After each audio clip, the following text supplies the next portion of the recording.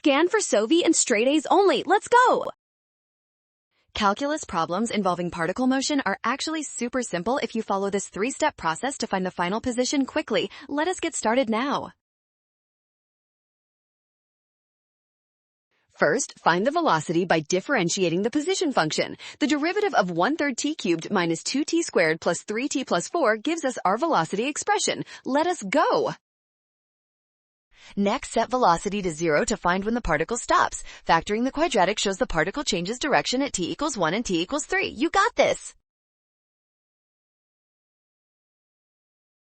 Finally, check the signs. Moving down to up means velocity changes from negative to positive at t equals 3. Plug 3 back into the position function to finish. Boom! Nailed it! Scan the code. You can learn better with SOV. Avoid ignoring t equals 1 and always check the sign to find the correct position.